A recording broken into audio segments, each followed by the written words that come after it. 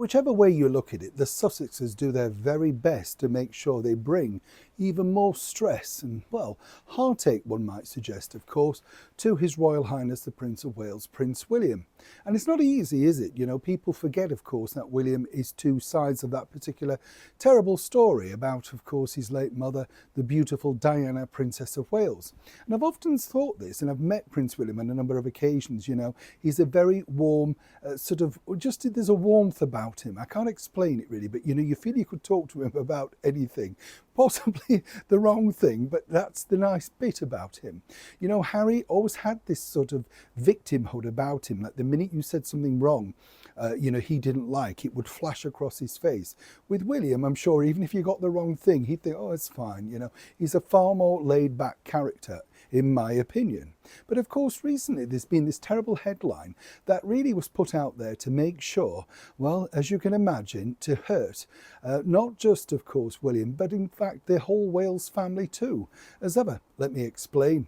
Morning, nice to see you, chums. You all right today? I'm not so bad, thank you. I hope you're keeping well. Another beautiful sunny moment here. In fact, here in the United Kingdom, we've had rain and everything like that for the last few days.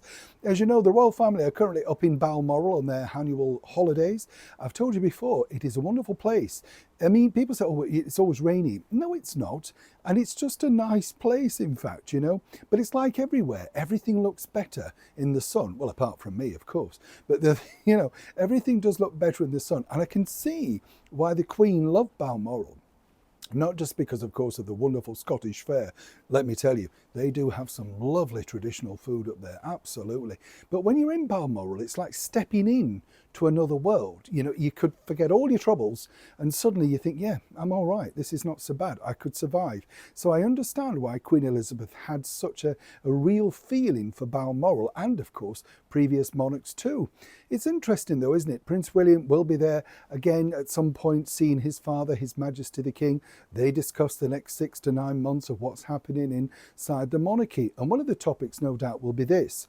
The fact that Harry and Meghan, allegedly, have decided once again to go down the route of exploiting the family name. This apparent time is going to be his late mother, Prince William's as well. People forget that, you know, that it is his mother too.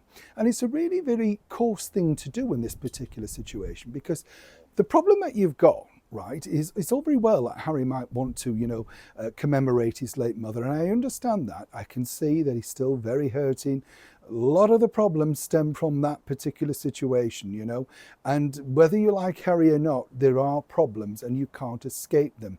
He won't let them go either. The stories that he said on camera about he thought his mother was going to come back to take them away, as I said to you before, William went along with that in a kindness.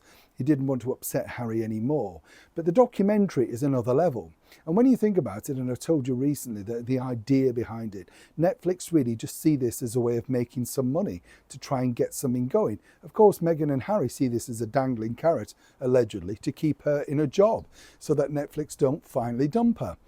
Where this is really problematic is, you see, if you think about it from Prince William's point of view, if he does nothing, and I was told that there was no plans from his point of view to do this, then he looks the bad apple, doesn't he? Like he's uncaring. He's not even thinking or doing anything to commemorate his late mother.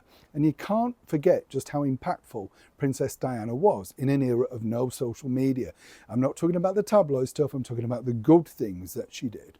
There were plenty of them too. But you see, if William doesn't get on board with something, or in fact, you know, do something in return, the Sussexes no doubt will turn this into a pity party of, well, you know, nobody else cares in the monarchy. They do care. The Queen cared immensely about Diana, but even she felt at the time that, well, really, you know, it's time to let this poor girl rest in peace. You know, people forget it was a simple accident by somebody doing the wrong thing. William knows this, and he's man enough to have moved on with the assistance and good help and grace of a wonderful, supportive wife. Many people suggest this would be the best thing to do if Harry had indeed the same thing.